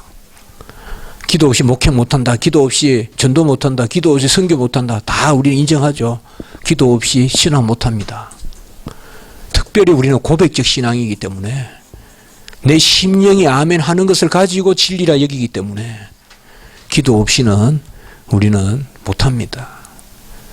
우리 여기에 많은 분들, 공부하시는 분들도 많거든요. 앞으로 하실 분도 많고, 분명히 기도는 꼭 잘해야 돼요. 유학 가고 하거든, 꼭 학교 가거든 기도처부터 마련해 놓고 시작하세요. 아무도 모르게 어느 구석에 가서 기도하는 곳이 있어야 돼요. 그리고 하루를 시작하고 그런 버릇을 들여야 돼요. 기도 없이는 신앙 못합니다. 많은 경우에 그렇게 하지 않는 경향도 있는데 그래도 고백적 신앙으로 갈 수가 없어요. 그래서 기도는 그리스도의 영을 양자의 영으로 받아서, 양자는 우리가 전에도 이야기했죠. 자녀됨과 상속자됨. 로마서 8장 17절에 하나님의 자녀를 확신하는 성도가 그 영의 탄식으로, 탄식이란 말을 너무 부정적으로 보지 마세요. 영의 외침, 영의 강구로 하나님을 아빠 아버지라 부르며 나누는 대화이다. 대화에 하나 적어볼까요? 콜로키움. 그러니까 영어로도 콜로키, 대하다 혹은 담하다.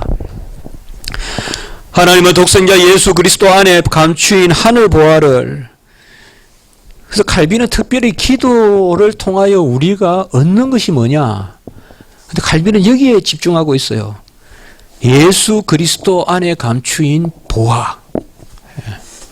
그러니까 예수 그리스도 안에 감추인 하늘 보화를 믿고 의지하고 그 안에서 안식하는 자. 이 말은 그 안에서 즐거워하는 자. 그러니까 주 안에서 즐거워하는 자에게 기도는 주신다. 그러므로 어떤 3단 논법으로도 이끌어낼 수 없다. 3단 논법은 뭘까요? 이것은 우리가 공로라고 할 수 있죠. 어떤 자질이라고 할 수 있죠. 내가 뭐함으로 뭐 했다 이렇게 되는 거죠. 그거로 이끌어낼 수 없는 것이다. 그래서 신비하고 은밀한 철학이다라고 이렇게 이야기합니다. 시크리트, 라틴어로 은밀한, 에브스콘디스 이런 단어를 씁니다. 은밀한, 그러니까 신비하고 은밀한 철학이다. 이 칼빈이 철학이란 말을 자주 안 쓰거든요. 저번에 기독교 철학은 그리스도의 철학이다 그런 말이 있었죠. 그리고 기독교인의 삶의 철학이 또 있었죠. 우리는 우리의 것이 아니요 우리는 하나님 것이다. 그러니까 여기서도 칼빈이 철학이란 말 한번 쓰는데, 기도는 신비하고 은밀한 철학이다. 3단 논법으로, 여기 3단 논법이라는 것은 뭐라 그럴까요? 그야말로 이성적인 그런 논법으로 찾아낼 수 없는 신비하고 은밀한 철학이다. 우리 자신에게 없는 것이 그리스도 안에 풍성하게 넘치며, 특별히 풍성하다는 이 말씀 두 구절, 골로새서 1장 19절, 아버지께서는 모든 충만을 예수 안에 주셨죠. 그 다음에 요한복음 1장 16절 우리가 다 그의 충만한 데서 받으니 은혜 위에 은혜로다. 프레로마 충만함. 그리고 아버지께서 나에게 모든 것을 주셨으니 이런 것도 우리가 말할 수는 있겠죠. 충만함이라는 단어가 여기 나옵니다. 그러니까 예수 그리스도 안에 풍성하게 넘치며 기도라는 것은 물리적인 분야가 아니죠. 예수 그리스도께서 이루신 공로, 은혜를 우리에게 나누어 주시는 것이죠. 그러니까 여기에 충만하다는 것은 뭡니까? 주님께서 다 이루심을 뜻하죠. 그러니까 하늘 보화는 풍성하다는 것은 뭐예요? 예수님 안에 풍성하다는 것은 다 이루셨다는 것을 뜻해요. 누구를 위하여? 우리를 위하여. 그러니까 우리에게 필요한 것은 예수님이 다 이루셨고 예수님 안에서 그 보화를 우리는 기도로서 캐낸다 이 말이에요. 주 안에 있는 보화를 기도로 캐낸다. 그것은 골짜기로 흘러내리는 샘물과 같이 부어지고 칼빈이 샘물이라 할 때는 그는 그 샘물과 같이 부어지고 그러므로 믿음이 없이 드리는 기도는 뭐예요? 특별히 그리스도를 믿음이 없이 드리는 기도는 그저 허공을 채울 뿐이다. 막연히 그냥 주를 의지하지 않고 그래서 우리는 주님의 이름으로 주를 믿는 믿음으로 기도하는 거죠. 그래서 주가 이루신 의 그것을 우리 것으로 삼는 거죠. 그래서 기도는 지금 첫 번째 타이틀이 주님을 믿는 믿음 가운데 드리는 것이다. 예수를 믿는 믿음이 없이는 그저 허공을 때리는 치는 소리일 수밖에 없다.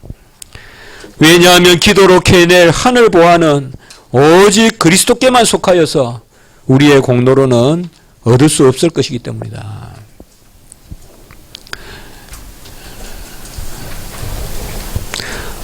저는 그런 생각 해봤어요. 하나님이 하시는 가장 큰 일이 뭘까요, 지금? 기도 응답하시는 일이에요. 그 생각을 한번 해봤어요.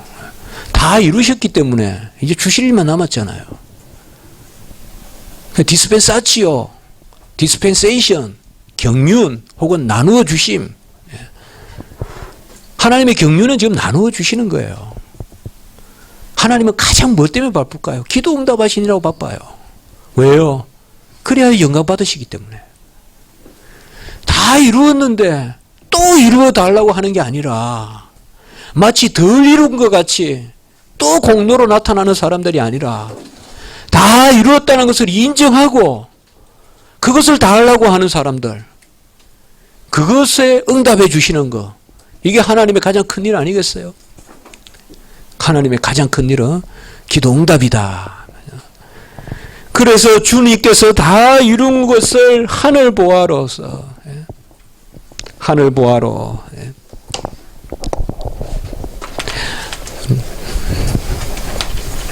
celestial treasury, 하늘 보화, 켈레스티스 테사우루스, 영어도 있죠. 테사우루스, 보화, 하늘 보화, 셀레스티스 테사우루스, 하늘 보화. 하늘 보화는 뭐예요? 그리스도 안에 감추어진, 그런 표현이죠. 그리스도 안에 감추어진 하늘 보화. 그럼 그리스도 안에 감추어졌다는 건 뭐예요? 그리스도께서 다 이루신, 주님께서 다 이루신 하늘 보화를. 그러니까 뭐 호떡집에 가서 호떡 주세요 하면 잠깐만 기다려요 하고 집에 가서 밀가루 가져와서 지금 기름 부어가지고 만들어서 그래 배가 고프고 그러니까 호떡집에 불난단 말이 있어요. 그러면 모르죠 여러분들. 연세 많은 분들은 알아요. 호떡집에 불난갓집 바쁘다. 호떡이 잘 팔린단 말도 있고 외국에는 뭐야 그런 수구가 있죠. 케이크가 잘 팔리는 그 같이. 우린 그게 아니에요. 호떡을 다 만들어 놓고 오면 그냥 던져 주시는 거죠. 하나씩 분배해 주시는 거죠. 하늘 보아 다 쌓여 있어요. 그러니까 항상 우리는 뭐예요? 아직 덜 이뤘다 하지만 하나님은 다 이루셨어요. 나의 끝머리까지 보시고 다 이루셨어요. 그것을 우리가 기도로 얻는 것이에요. 오직 아들의 부유하심을 믿는 자만이 선한 것을 주장하시는 주시요 수여자, 또 수여자 나왔죠. 또 한 번 더 우리가 해봅시다. 여기는 지금 주 도미누스하고 수여자 라르기토르 이 단어가 나왔죠. 우리가 라르기토르 저번에 했죠. 크레아토르 창조자 혹은 아우토르 조성자, 창조자여 조성자가 바로 수여자다. 하나님은 만들어서 주시는 분이다. 그리고 보존하고 통치한다. 콘세르바토로 이런 말들을 썼습니다. 콘세르바토로 보존하시는 분이다. 그럼 여기서도 뭐예요? 기도는 그분이 만들어서 주시는 것입니다. 저는 이런 것을 기도의 창조적 특성이라고 생각해요. 기도는 만들어서 주시는 거다. 근데 다 만들어 놓으신 거예요. 여기에 비밀이 있는 거예요. 다 만들어 놓았어요. 뭐요? 그리스도의 공로 가운데. 그러니까 우리는 요구하면 하나님의 합당한 것은 이미 만들어진 거예요. 이미 되어진 거예요. 왜요? 그리스도의 공로가 족하기 때문에. 기도는 하나님이 만들어 주시는 것입니다. 없는 평강도 만들어 주십니다. 평강하기 때문에, 샬롬이 있기 때문에 기도하는 것이 아니라 샬롬이 없어도 기도하면 샬롬까지 주십니다. 항상 기도는 우리에게 없는 것을 주십니다. 오히려 내가 뭔가 좀 있다, 분위기가 된다, 여건이 된다, 그때 기도하기보다 여러분들도 경험하셨을 겁니다. 오히려 분위기가 안 되고 여건이 안 되고 뭔가 찌뿌둥하고 뭔가 앞뒤가 안 맞고 뭔가 앉기도 서기도 그렇고 어찌할 줄도 모르겠고 그럴 때도 하나님 앞에 잠시라도 구하면 하나님께서 없는 것을 만들어 주십니다. 기도는 바로 수여자시고 주시고 주시는 분은 만들어 주시는 분입니다. 하나님은. 무조건 구하세요, 여러분들. 될 만한 걸 구하지 마시고 될 만하니까 구하지 마시고 무조건 구하세요. 무조건 구한다고 정력으로 구하란 말이 아니에요. 하나님 앞에 무조건 구하되 내 자질을 가지고 내 분위기 여건을 가지고 내 요새 상태를 가지고 나서지 말고 하나님께서 만들어 주시는 권능을 믿고 이 지경에서도 하나님이 뒤집으신다, 세우신다, 높이신다, 일어나 비추신다, 하나님께 딱 의지하고 하나님께 맡겨야 돼요. 우리의 없음을 충만으로. 거기다 한번 적어봅시다. 인 오피아. 오피아란 말은 능력이 없다는 뜻도 있고 실제로 없다는 뜻도 있고 이 우리의 없음을 플랜티튜도 충만함으로. 영어도 있죠. 플랜티튜도 충만함으로. 우리의 없음을 충만함으로 채워주신다. 아들을 믿는 믿음으로 기도함으로 바로 하나님의 이름을 부르는 훈련이다. 제가 아까 말씀을 드렸죠. 훈련은 종합적인 것이다. 사실 기도 가운데 모든 교리가 다 움직입니다. 얼마나 하나님을 아는 지식이 우리 안에 가운데 부여하냐 그거에 따라서 기도가 우리에게 움직입니다. 그렇다고 해서 어떤 머리의 지식은 아니에요. 우리가 여호와를 인정하는 것과 그의 하나님의 말씀을 우리가 전체적으로 아멘하고 순종하는 것. 그래서 훈련이다. 주께서 복음으로 제시한 보화가 기도로 채굴됩니다. 그 하나만 적읍시다, 여러분들. 좀 수고스럽더라도. 믿음으로 본 보화가 기도로 채굴된다. 믿음으로 본 보화가 기도로 채굴된다. 믿음으로 바라보고 기도로 캐내라 이 말이에요. 이건 칼빈의 한 말입니다. 믿음으로 본 보화가 기도로 채굴된다. 조금만 제가 더 할게요. 여기서 한 5분만 이 챕터 마치게끔요.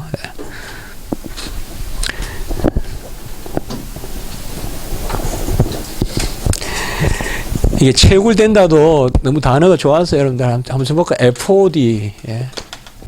FOD란 말은 땅 그런 뜻이에요. 그러니까 애는 끄집어낸다는 뜻이에요. 그러니까 우리 그 농부 이야기 있죠, 여러분들. 예. 땅을 기경하다가 보화를 발견했을 때 그것을 그냥 땅을 사버리잖아요. 그럼 땅을 산 게 아니죠. 보화를 산 거죠, 사실은. 예. 그거예요. FOD. 믿음으로 본 보화가 기도로 채굴된다. 하나님의 약속은 헛되지 않으니 아들을 믿는 자에게는 성소의 문이 열리고 우리는 연약하고 무능하여 허물과 죄에 눌려 있으나 하나님의 이름을 부르는 것이 구원을 위한 유일한 보루다. 이렇게 칼빈은 이야기합니다. 골로새서 2장 32절 하나만 적어 놓으세요. 그게 골로새서 2장 32절. 보루라는 말은 이게 프라이시디움이거든요. 영어도 있죠. 프라이시디움. 보호, 보루 혹은 피난처도 돼요. 프라이시디움. 하나님을 부르는 것이 유일한 피난처이다.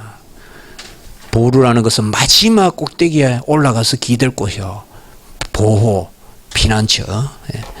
기도 가운데 우리는 하나님의 섭리, 능력, 선하심이 작용하는 것을 바라지 않고 여기서 우리가 다음 주에 좀 더 합니다. 하나님의 섭리와 능력, 선하심, 요거는 어떠하심 이렇게 적어보세요. 어떠하심. 하나님의 어떠하심을 강구해요. 섭리와 능력과 선하심. 그리고 그뿐만 아니라 기도 가운데 우리는 그분의 전적 현존을 강구합니다. 그러니까 전인격적으로 전체적으로 내 안에 역사하시는 현존. 그러니까 기도는 두 가지입니다. 그분의 어떠하심을 두고 강구하는 것, 그리고 그분이 내 안에 임재하는 것, 현존. 그러니까 그분이 지금 현존하는데 어떤 분으로 현존하는 것. 그 기도는 뭐예요? 이 두 가지를 구하면 되겠죠. 그분의 어떠하심을 놓고 강구하고, 하나님 거룩하시니 종을 거룩하게 빚어주시옵소서. 우리가 하나님을 거룩하시니라고 고백 안 한다 해도 하나님의 거룩을 묵상하면 내 거룩을 기도하겠죠. 하나님은 자비로우시고 하나님은 섭리해 주시고 하나님의 능력을 주시고 여기 나오잖아요. 하나님은 섭리고 능력이고 해보세요. 섭리, 프로비덴치아, 능력, 비르투스. 그 다음에 섭리와 능력이 있는 하나님이 그 다음에 뭐죠? 세 번째 선하시다. 보니타스. 그분은 일하시는 섭리의 하나님이시고 능력의 하나님인데 선하신 하나님이시다. 하나님은 선하시고 능력이 있으시고 섭리를 행하시고 이 하나님이 저 하나님이 되면 안 되죠. 기도는 뭐예요? 내 하나님이 되도록 우리가 하나님 앞에 모시는 거죠. 기도. 바로 현존이죠. 어떻게 현존하느냐? 토툼. 이 한 단어 쓰십시오. 토툼 프라이젠티아. 프레전스. 현존이다 이 말이에요. 홀리. 전체적으로 현존하시는 거. 우리가 기도를 뭘 주시옵소서, 뭘 하시옵소서 기도하지만 구해야죠. 마땅히 구할 것을 구해야 되지만 그 너머에 우리 속에 있는 하나님 앞에 우리의 마음은 뭐예요? 그분의 섭리와 능력과 그분의 선하심을 믿고 그분이 전체적으로 우리와 함께 계시는 현존, 그것을 구하면 선하신 분이 전체적으로 나와 함께 계시면 다 된 거 아니에요. 다 이루어진 거 아니에요. 그것이 바로 기도다. 그러므로 역시 마지막 줄, 우리를 훈련시켜 더 큰 유익을 얻고자 한다. 이것은 하나님께서 기도를 통하여 우리를 훈련시키고 강구를 통하여 우리를 더 나아가게 하시는 것이다. 자, 밑에 한번 읽어봅시다. 여호와께서는 시작. 여호와께서는 자기에게 강구하는 모든 자, 진실하게 강구하는 모든 자에게 가까이 하시는도다. 이게 현존을 뜻해요. 진실하게는 뭘까요? 그분의 뜻에 합하게, 혹은 그분의 어떠하심에 합하게. 진실은 뭐예요? 그분의 어떠하심을 합한 게 진실이잖아요. 내 중심의 진실이 아니고 하나님의 어떠하신가에 따라서 기도 드리는 게 진실한 기도죠. 내가 생각했어서 진실합니까? 그러니까 하나님의 뜻을 쫓아 간구하는 자에게 현존하시는도다. 가까이 하시는도다. 또 같이 읽습니다. 여호와의 눈은 시작. 여호와의 눈은 의를 향하시고 그의 귀는 그들의 부르짖음에 기울이시는도다. 여기에 의인은 된 의인이 아니에요. 이거 교만으로 생각하면 안 돼요. 이것은 당위성을 이야기하는 거예요. 여호와의 눈은 여호와를 마땅히 섬기고 여호와를 인정하고 여호와의 뜻을 분별하고자 하는 사람을 향하고 그 뜻이에요. 지금 내가 의인이기 때문에 향한다는 게 아니에요. 칼빈은 어딘가에서 그렇게 해석하고 있어요. 그러니까 여호와의 눈은 의인을 향하신다 이 말은 그분의 어떠하심을 파악하면서 기도하라 이 말이에요. 의인을 향하신다 이러니까 우리는 불의하니까 기도하면 안 되겠네. 여호와는 불의한 사람에게 향하지 않잖아. 이게 아니다 이 말이에요. 우리가 불의하거나 우리가 부정하거나 모자라도 그분의 아까 말씀드렸던 이런 어떠함을 추구하면서 기도하면 향하시고 부르짖음에 귀를 기울이신다. 기도는 믿음으로 거듭난 성도가 믿음 가운데 자라가는 훈련입니다. 그러므로 성화를 제가 뭐라고 하죠? 저는 성화를 쉽게 말해서 날마다 더 하나님께 의지하는 것이다. 기대는 것이다. 어제보다 오늘 더 잘 의지하는 것이 성화다. 꼬시 신학적으로 이야기하면 여러 말 할 수 있지만 성화의 본질은 어제보다 오늘 더 하나님을 의지하는 것. 왜요? 다 이루셨기 때문에. 덜 이루셨다면 내가 새로운 것을 해보겠지만 다 이루셨기 때문에 이제는 하늘 보화에 감춰져 있기 때문에 그러면 결국 성화는 뭘까요? 어제보다 오늘 더 잘 기도하는 거죠. 기도 외에는 주님께 기댈 방법이 없기 때문에. 그래서 우리가 다시 한번 거기에 아까 이야기했던 거 같이 합시다. 믿음의 훈련. 이것이 바로 기도다. 자, 다음 주는 우리가 기도의 직무, 기도의 법 이런 것을 하는데요. 칼빈의 이 기도에 관한 장이 꽤 길거든요. 그래서 다음 주에 우리가 끝까지 할 텐데 한 번쯤은 여러분들께서 기도만 떼어서 여름 성경학교나 이럴 때 한번 학생들하고 나누는 것도 괜찮지 않겠는가. 오늘 우리가 이제 3학기 오늘 회복이 된 것 같아요.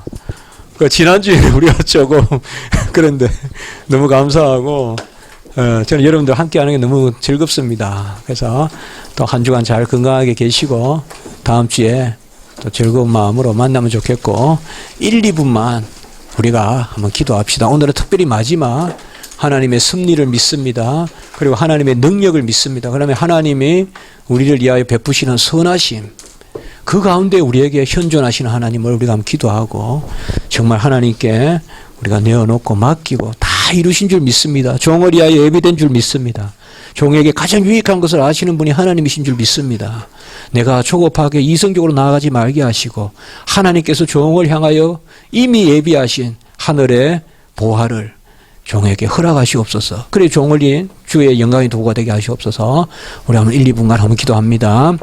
하나님 아버지 은혜와 사랑을 진실로 감사합니다. 오늘 이렇게 모여 함께 또 배우게 하시니 감사합니다. 기도는 우리가 뭔가 새로운 것을 만들어내는 것이 아니라 이미 우리 주님께서 다 이루시고 이제 아버지여 그 주님 안에 감추인 그 하늘의 보화를 우리에게 나누어 주시는 그런 은혜의 아버지여 주님의 섭리인 것을 깨닫게 하시니 감사합니다. 우리는 하나님의 섭리, 하나님의 능력과 그 하나님의 선하심을 믿습니다. 하나님께서 아버지의 섭리로 역사를 주장하여 주시고 그 선하심으로 우리에게 베풀어 주시며 참으로 우리에게 전적으로 임재하셔서 우리의 불쌍함을 체휼하시고 우리의 연약함을 하나님께서 불쌍히 보셔서 하나님께 모든 것을 맡기고 하나님께서 우리를 주장하시는 대로 이끌려가는 그런 아버지의 저희들 되게 주여 도와주시옵소서. 우리가 주의 영광의 도구가 되게 해 주시옵소서. 우리 이 모임이 하나님의 영광의 도구가 되게 해 주시옵소서. 한국교회가 하나님 앞에 앞에 더 매달리고 간구하고 아버지여 진정한 성화를 진정이 거룩해지는 아버지여 여호와께 모든 것을 맡기고 우리가 스스로 판단하지 아니하고 우리는 사랑하고 끌어안고 우리는 아버지여 더욱 남을 높이고 이해하고 정말 아버지여 연약한 자들을 돌보며 정말 아버지여 업신여기지 아니하고 함께 사랑하고 무엇보다도 아버지여 말씀과 기도로 모든 것을 거룩하게 만들어가는 그런 아버지여 저희들이 될 수 있도록 주여 도와주시옵소서. 우리의 환난과 연단과 우리에게 닥치는 모든 일들이 말씀과 기도로 거룩해지는 그런 기회가 되는 줄 믿습니다. 하나님 도와주시고 우리 각자를 하나님의 은혜 가운데 붙드셔서 주의 귀한 일꾼들로 종으로 또 준비되게 하시고 주님의 나라를 위하여 사용되는 모든 주의 백성들이 되게 해 주시옵소서. 하나님 감사합니다. 하나님께서 오묘한 승리로 우리 가운데 역사하시며 그 승리를 친히 능력의 손으로 아버지여 이루시고 그리고 그것을 선하심으로 우리에게 베풀어 주시는 것을 믿습니다. 전적으로 하나님께서 우리와 함께 하심을 믿습니다. 우리의 모든 일들 중심까지 헤아리시되 우리의 간구를 통하여 영광받기를 원하시는 하나님을 믿사오니 우리가 아버지여 때를 얻든 못 얻든 아버지 항상 기도하는 저희들이 될 수 있도록 주여 도와 주시옵소서. 우리를 불쌍히 보시옵소서. 긍휼을 베풀어 주시고 하나님 아버지여 주를 위해 살고자 하오니 주님 마땅한 아버지의 길을 알려주시고 아버지여 집중하여 젊음의 때에 또 우리에게 닥치는 그 시기의 때에 하나님의 일을 감당할 수 있도록 주여 도우시고 인도하여 주시옵소서. 우리 가운데 특별히 소명을 놓고 주를 위해 어찌할고 하나님을 위하여 어찌 봉사할고 특별히 기도하는 우리 주의 일꾼들이 많습니다. 하나님 아버지여 그 선한 중심을 보시고 세상의 것을 버려두고 하나님을 위해서 살고자 하는 그 종들을 주님께서 복되게 하시고 우리를 통하여 하나님의 나라가 조금이라도 더 하나님 영광되고 흥한될 수 있도록 주여 도우시고 인도하여 주시옵소서. 세상은 여러 가지로 험악하고 특별히 아버지 이방의 그런 종교들 또 저 불교의 우상과 모든 것들이 흥행하고 있습니다. 하나님 아버지 더 우리가 깨어있게 하시고 진리 가운데 서게 주여 도와 주시옵소서. 특별히 사랑하게 하시고 남을 정죄하기보다 끌어안는 저희들이 되게 도와주시며 그렇다고 해도 항상 진리 가운데 서는 저희들이 되게 주여 도와 주시옵소서. 한 영혼 한 영혼을 복되게 하시고 다음 주 만날 때까지 붙들어 주시며 교회와 우리 가정 위에도 하나님의 은혜를 더하여 주시옵소서. 특별히 학업 중에 있는 우리 모든 분들 위해 지혜를 더하여 주시옵소서. 구주 예수 그리스도 이름으로 감사하며 기도드리옵나이다. 아멘.